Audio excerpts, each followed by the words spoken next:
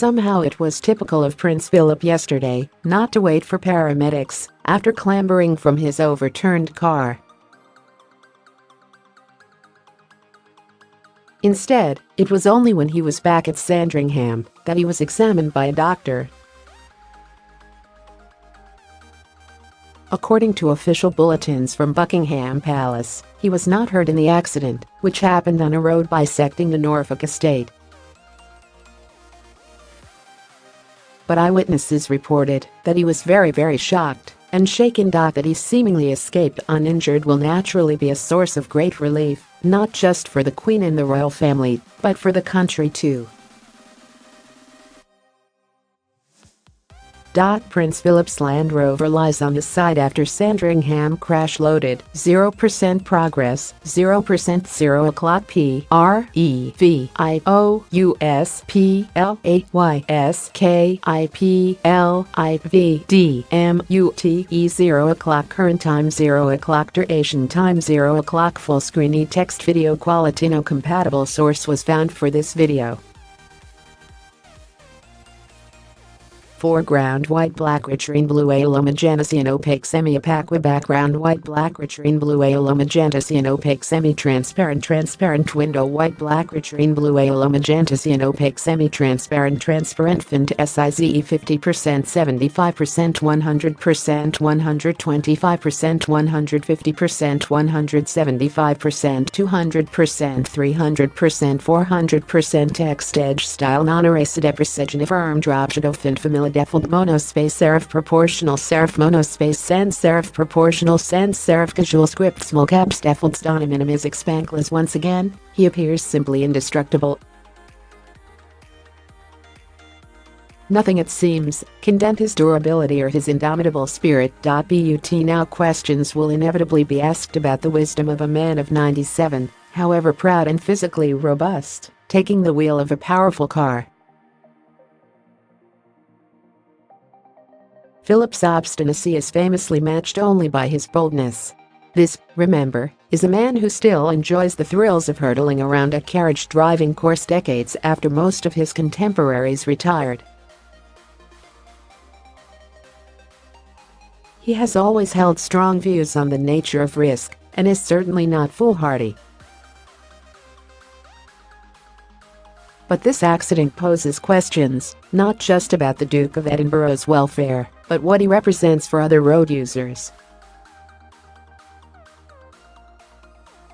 In short, is the prince now at an age where he could be considered a danger to motorists however good a driver he is? And one of his former bodyguards tells me he always considered him among the safest and most responsible royals to get behind the wheel. It is demonstrably true that as we age, our reaction speed diminishes. Our hearing too is not as pin sharp, and the eyesight starts to fade.And little more than 6 months short of his 98th birthday, Philip must be one of the oldest motorists in the country. There comes a time in most people's lives when the responsibility of age should make them take a long hard look in the mirror, for the sake, not just of themselves, but of others too. 2 years ago, Philip did just that when he decided he wished to stand down from official life. Now, surely, he must consider taking another step to accommodate the march of time. The fact is he does not even need to drive.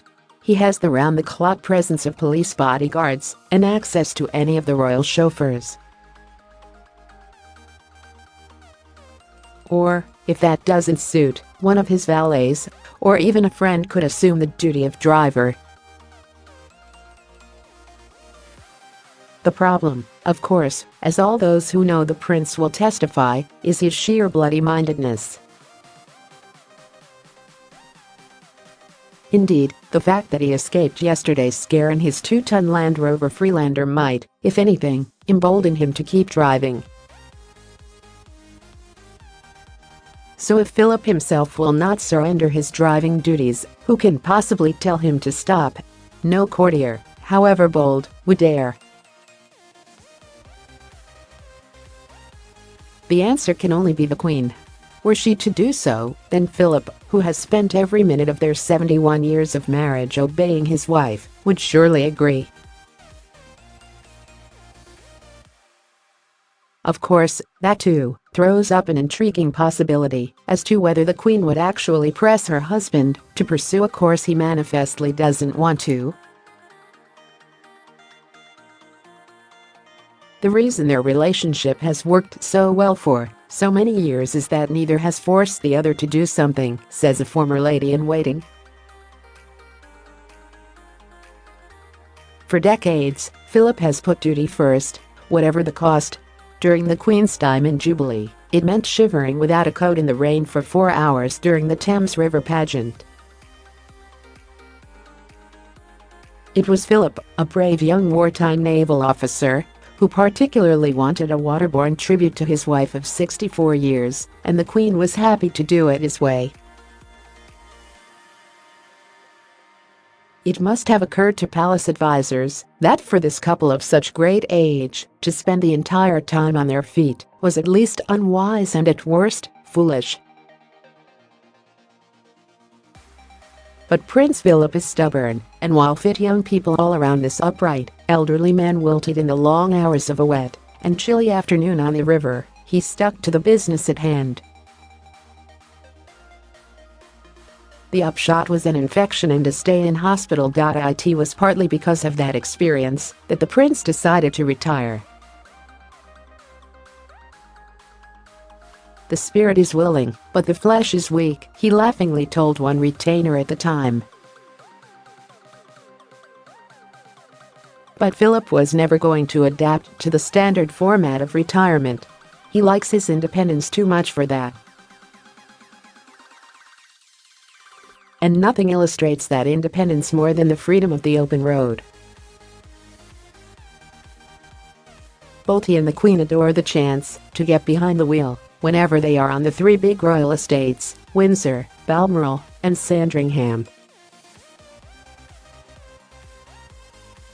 Philip's only concession is to use his seatbelt, which mercifully he must have had on yesterday. The Queen, on the other hand, often motors about the private roads on the estate without buckling up, as she is quite entitled to do. For Philip, the car represents an escape from the formalities of royal life. In the early days of his marriage, he liked nothing more than to speed off in his 2-seater sports car. Since retiring, he likes to potter around in one of the estate cars. And if he can do so on his own, so much the better. Just before Christmas he drove himself to the Sandringham sawmill, where estate Christmas trees are sold to locals. And a few days before that, while still at Windsor Castle, he was seen driving on the estate's back roads. Cars removed from scene of Duke of Edinburgh crash in Norfolk loaded, 0% progress, 0% 0 o'clock PREVIOUSPLAYSKIPLIVDMUTE 0 o'clock current time 0 o'clock duration time 0 o'clock full screen text video QualityNo compatible source was found for this video.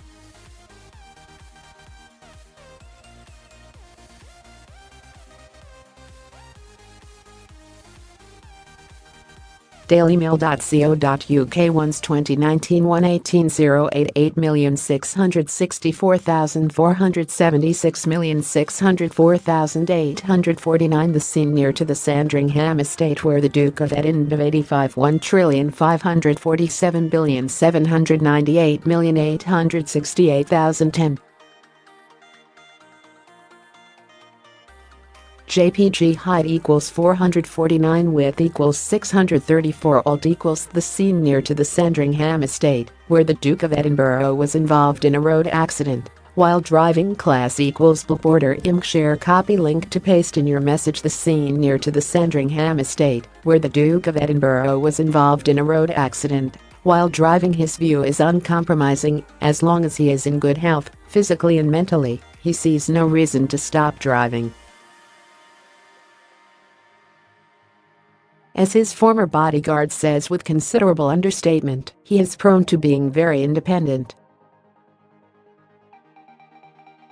He would often try to drive off without one of us in the passenger seat. It was something of a game. That was all right on the estate, but we weren't too happy if he tried to go further afield.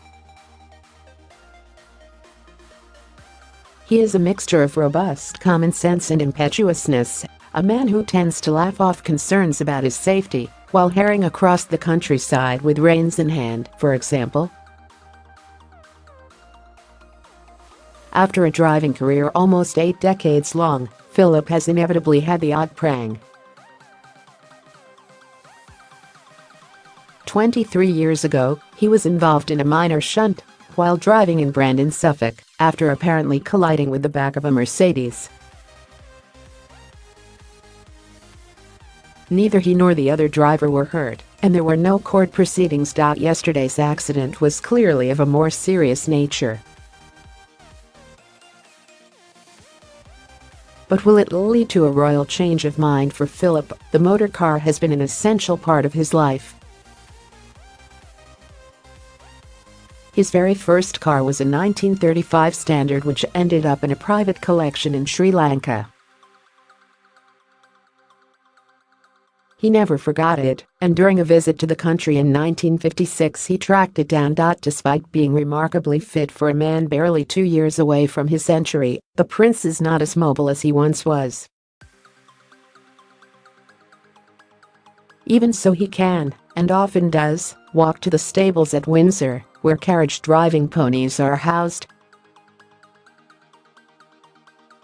At Sandringham, where he often spends time at Wood Farm, there is little need for a car. Since the new year, Philip and the Queen have been together at Sandringham. She is due back in London after observing the anniversary of her father King George V's death and her accession to the throne on February 6. Philip may return with her, or more likely remain in Norfolk a little longer. The night before the accident, the couple gave a party for estate workers, and today they will be hosting a group of Prince Andrew's friends who are arriving for a shooting weekend. Normally, Philip would get behind the wheel to follow the guns during the course of the shoot. After yesterday, the question is, will he? Or will the accident mean that Philip sacrifices one of his last remaining indulgences? Having escaped serious injury, his family and the nation will be wishing that he does.